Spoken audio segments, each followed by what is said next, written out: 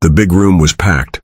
Lights flashed, cameras rolled, and millions of people across Africa and beyond watched live on their screens. This was not just another summit. It was supposed to be a moment of unity.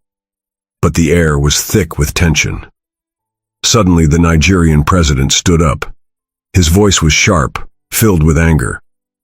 "Captain Ibrahim Traoré must step down," he said. "For the sake of Africa's future, for stability." The words hit the room like a storm. Whispers filled the space. Cameras zoomed in on Traoré. His face was calm, but inside a fire burned. The whole world waited to see what he would do. Would he back down? Would he lose hope? The silence was louder than words. Hearts pounded. Eyes were glued to the screen. This was not just a political drama. It was a moment that could change the fate of millions. Captain Ibrahim Traoré sat quietly as the Nigerian president spoke. The cameras showed every wrinkle on his face, every bead of sweat, every steady breath. People could see a man who carried the weight of his country and continent on his shoulders. He thought about the children back home, the mothers who prayed for peace, the farmers working hard to feed their families. He knew stepping down would not bring stability. It might bring chaos. Around the world, viewers whispered. Some feared the worst. Others hoped for courage. This was a man many looked up to, a symbol of resilience. And now, on this stage, his response could either unite or divide Africa forever. The Nigerian president's words echoed in the room. Some delegates shifted uncomfortably. Others stared wide-eyed.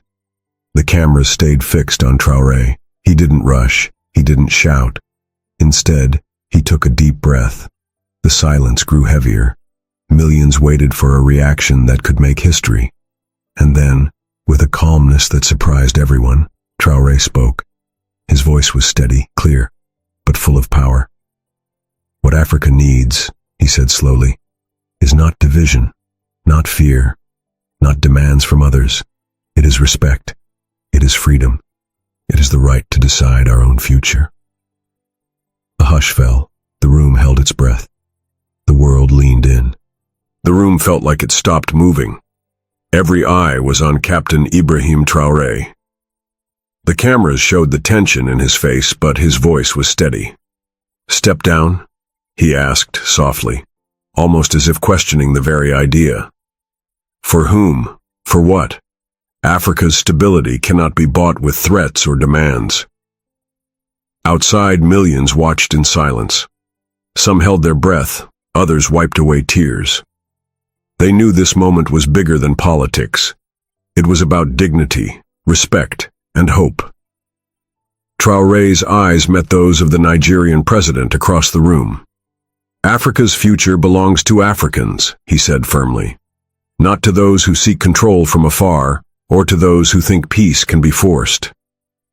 The room remained still. No applause, no outbursts.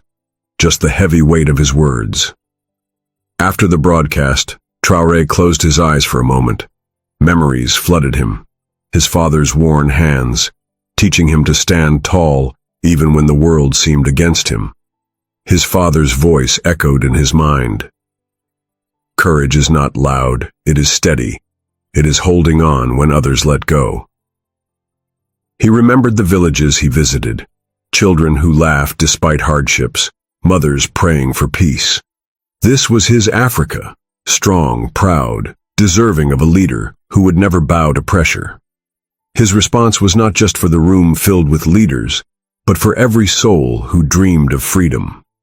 Across the room, the Nigerian president's face darkened. His confident demand had met an unexpected force. His voice was sharp now, louder, but Traoré remained calm. "Your actions risk tearing this continent apart," the president warned. "You say you speak for Africa, but your defiance divides us." But Traoré did not flinch. He spoke with quiet power. "True unity comes from respect and truth, not threats. The people deserve leaders who listen, who fight for justice, not for power." The cameras caught the moment. Two leaders, locked in a battle not just of words but of vision. The summit hall was dead silent. Every person's eyes were glued to Captain Ibrahim Traoré. The weight of his words hung heavy, like a thick fog that refused to lift. For a moment, no one moved. The Nigerian president's challenge had been fierce, but Traoré's reply was stronger, calm, firm, and filled with hope for the future. Outside, millions felt the power of that silence. Mothers held their children close, farmers paused in their fields, and students whispered prayers for peace. Traoré's voice was low but clear. Africa is not a place for threats. It is a home for dreams, courage, and strength. We must protect that, together. A delegate wiped tears from her cheek. Across the room, a young journalist's hands trembled as he recorded history. This moment was not just about one man or one country. It was about the heart of an entire continent standing at a crossroads. After the tense exchange, Traoré looked around the room. Faces showed fear, anger, and hope all at once. He knew the road ahead would be hard, but backing down was never an option. He thought about the people who believed in him, their hopes and their dreams. His heart ached for every mother who wanted her child to grow up in peace. We cannot build Africa on fear or anger, Traoré said quietly. We must build it on love, on justice, and on the courage to do what is right, even when it is difficult. His words touched something deep inside those listening. The air shifted. The tension began to ease, replaced by a fragile hope. For millions watching, this was a new beginning, a chance to believe again. Behind the calm words, Traoré felt the heavy burden of leadership pressing down on him. Each decision, each word, could change the lives of millions. He remembered the nights spent worrying about the future, the sacrifices made by his family, and the trust placed in him by those who looked up to him. Leadership was not about power. It was about service, about protecting those who could not protect themselves. The Nigerian president's demand had been loud and public, but Traoré's quiet strength showed a different kind of power, the power of a leader who listens, who understands, and who never gives up. The world was watching, and Traoré was ready. The cameras captured every flicker of emotion on Traoré's face. He was calm, but inside, a storm brewed.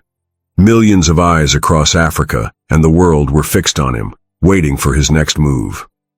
The Nigerian president's demand had shaken the summit.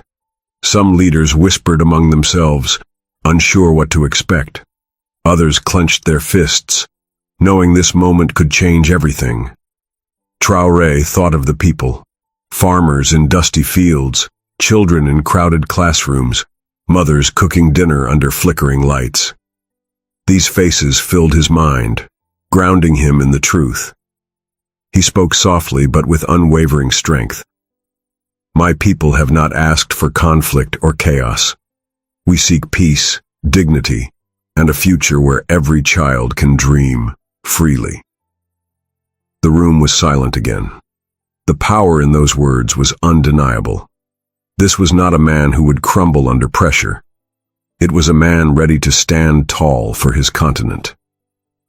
The Nigerian president's voice rose again, filled with frustration. Africa cannot afford division. Step down, Captain, and let peace return. But Traoré's reply was not anger. It was a quiet strength that filled the room with a new kind of hope. Peace without justice is a fragile thing, Traoré said. True peace comes when leaders serve their people honestly, not when power is forced upon them.